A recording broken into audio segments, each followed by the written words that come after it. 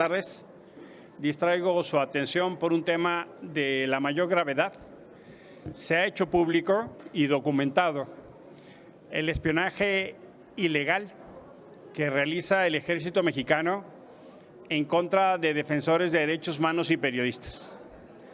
Es la evidencia de las señales de alerta que hemos estado prendiendo sobre la preocupante y alarmante dinámica proceso de militarización en México.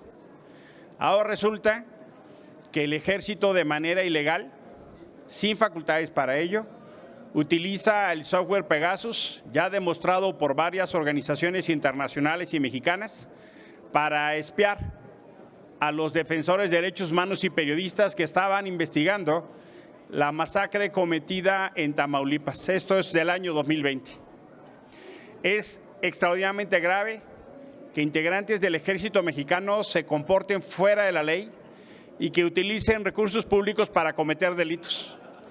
El espionaje no es una facultad que tenga el Ejército. Nos han dicho en distintos momentos que con la actual administración se portarían diferentes. Están repitiendo las peores prácticas que como oposición señalaron en el gobierno de Peña y Calderón. Que el Ejército investigue ilegal y clandestinamente a defensores de derechos humanos es una señal de alarma, de descomposición y de corrupción al interior de este gobierno. La duda que surge es si Andrés Manuel López Obrador estaba enterado o no.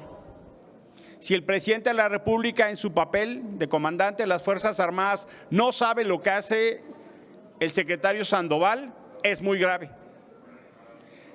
Si lo sabe, es más grave, porque quiere decir que con su anuencia se están cometiendo delitos. Es de exigirse a la brevedad, no solo la terminación de esta práctica delictiva, sino una investigación exhaustiva que dé absoluta certeza que las Fuerzas Armadas no se están comportando como criminales y violan la ley. Es inaceptable que las Fuerzas Armadas estén investigando a defensores de derechos humanos de manera ilegal y clandestina, a periodistas que lo que quieren hacer es documentar los abusos de integrantes del Ejército Mexicano para evitar esos excesos. Hay evidencia demostrable que se está espiando en los tiempos de López Obrador.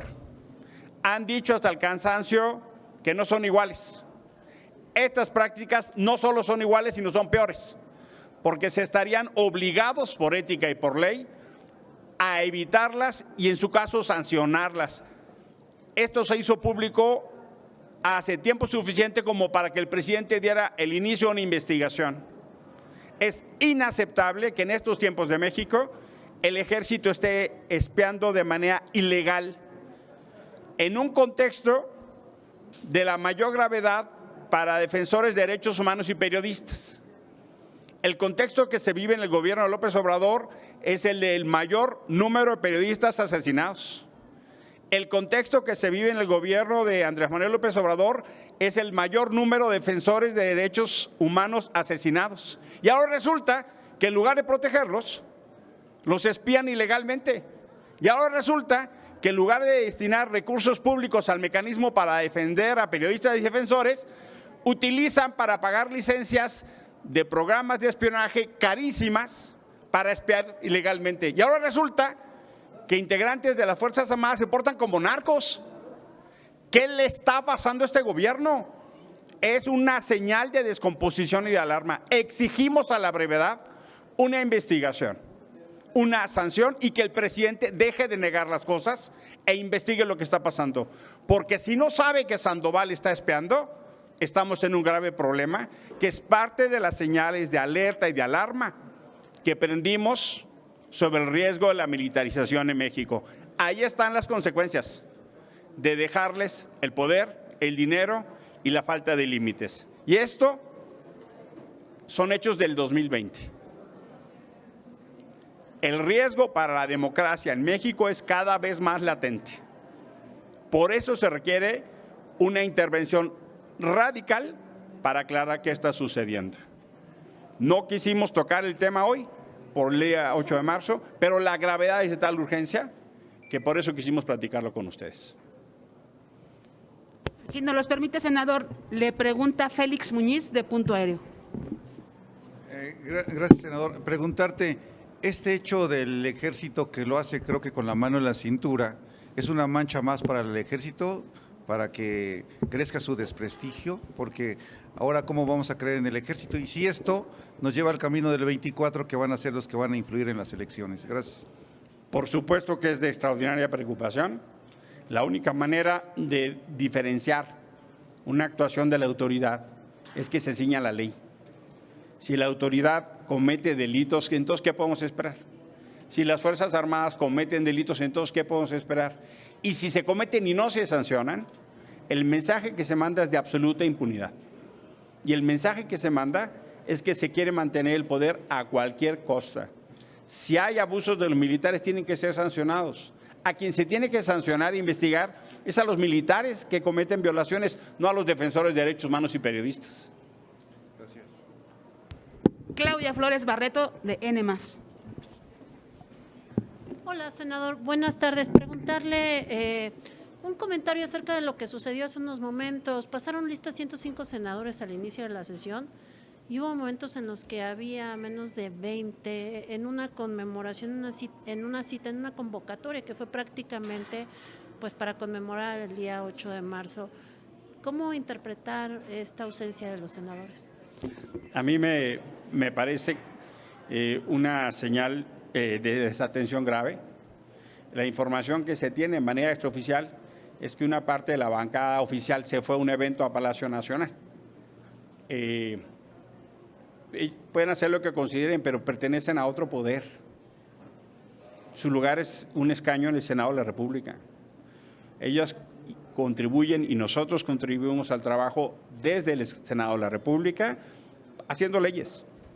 Si quieren ir a un evento a Palacio Nacional porque los convoca su líder político, entonces inviten a todas las bancadas y se hace un arreglo de los horarios para no generar un tropiezo.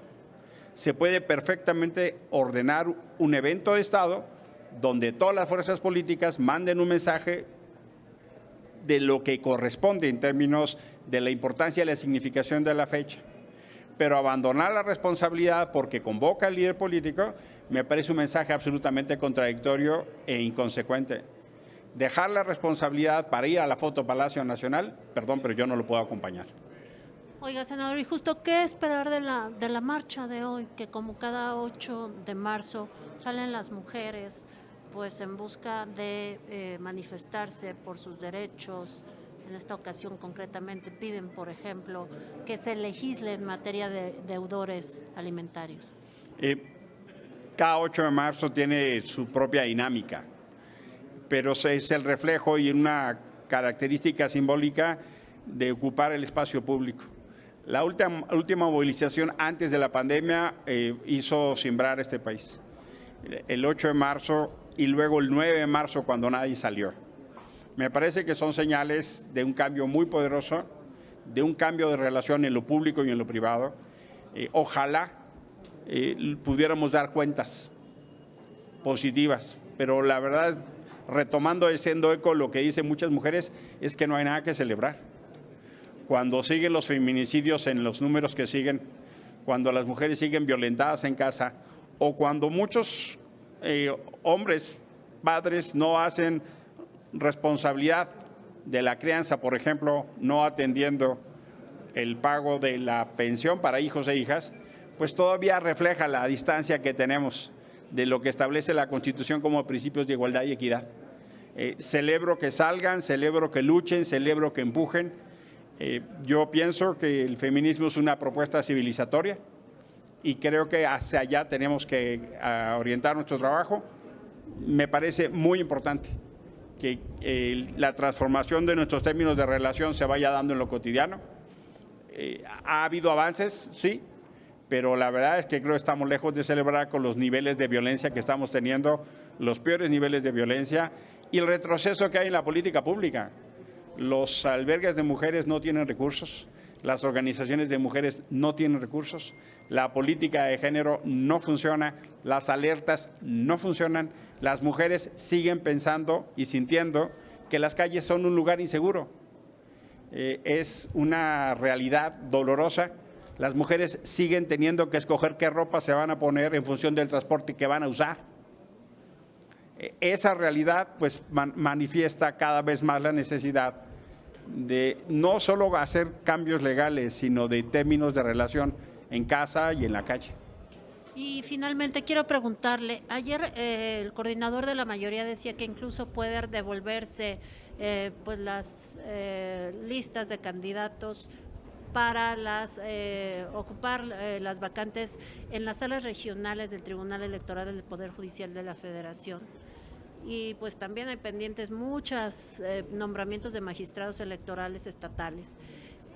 Al parecer habrá un intento la semana que viene de lograr un consenso. El Grupo Plural está en disposición de lograr un acuerdo ya la semana que entra, o ven el escenario sí que la circunstancia que prevalece en el Senado impediría acuerdos y tendrán que regresarse a la Corte sus propuestas. En el Grupo Plural nos sorprendió mucho la declaración del senador Monreal. No entendemos por qué dice que se pudieran regresar. No es un tema que se haya conversado en la Jucopo, no es un tema que genere consenso entre los grupos parlamentarios. En el bloque de contención no es esa la posición, al menos en el Grupo Plural, hablo por el grupo, no. Y nosotros estamos en la mejor disposición de construir los consensos para que se den los nombramientos. Hay que asumir que el Senado está en omisión legislativa. Y es muy vergonzoso que tengamos que hacer el ejercicio de nuestras atribuciones porque nos obliga a otro poder, porque los nombramientos son con un amparo. Ya nos pasó con la COFESE, ya nos pasó con la INAI. ¿Qué esperan, que llegue otro amparo para ejercer sus atribuciones?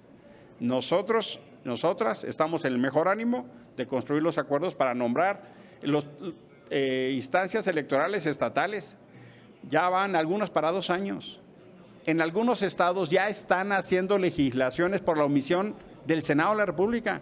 Están extendiendo periodos, están dejando secretarios en responsabilidades de magistrados e incluso están diciendo en algunos estados, Jalisco, en Oaxaca, en Veracruz, si la autoridad responsable no nombra, se extiende el tiempo. O sea, ya están legislando por nuestra omisión. Es de una extraordinaria irresponsabilidad.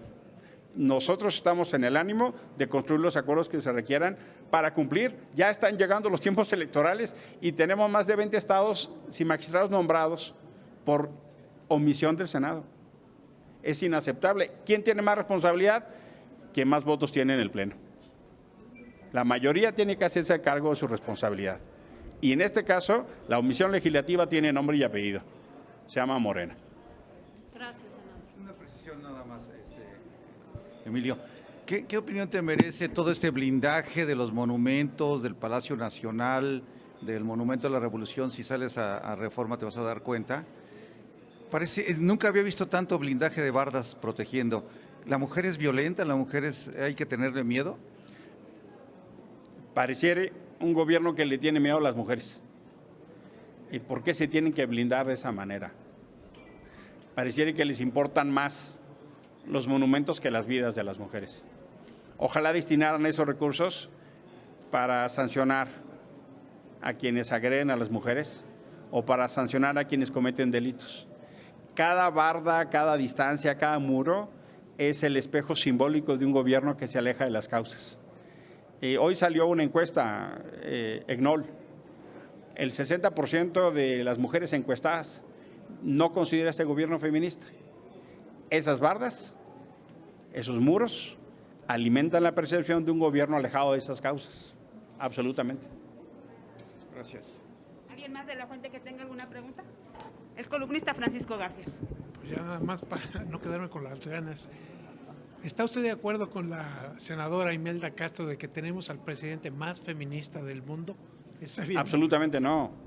Al contrario, la política pública de este gobierno es absolutamente regresiva.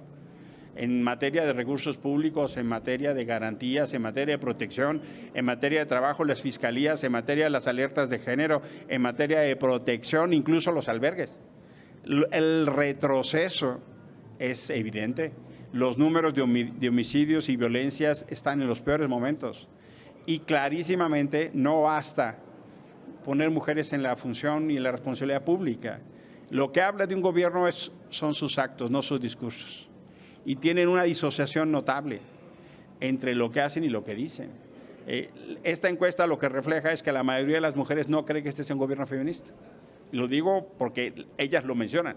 Mi opinión es en esta irrelevante, pero hay que leer lo que dicen las encuestas. La mayor parte de las mujeres no lo cree así. El comentario se origina a partir de la defensa que la senadora Beatriz Paredes hizo de la ministra Norma Piña, señalando que ha sido... Ahí claramente hay que señalar que lo que el presidente está haciendo con la ministra Norma Piña es violencia de género.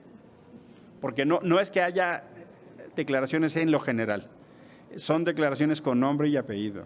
La vincula a la delincuencia organizada, la responsabiliza de lo que está pasando en los 2 meses. Tiene 2 meses la ministra en el cargo y ya la responsabiliza. Creo que pareciera la expresión clara de que perdió el control del Poder Judicial. Y como pierde el control del Poder Judicial que le garantizaba Arturo Saldívar, pues se está haciendo una serie de expresiones que por supuesto son violencia de género. Si cualquier otro gobernador se expresara en sus términos hacia una presidenta de un tribunal local y fuera de oposición, ya estarían acusándolo de violencia de género.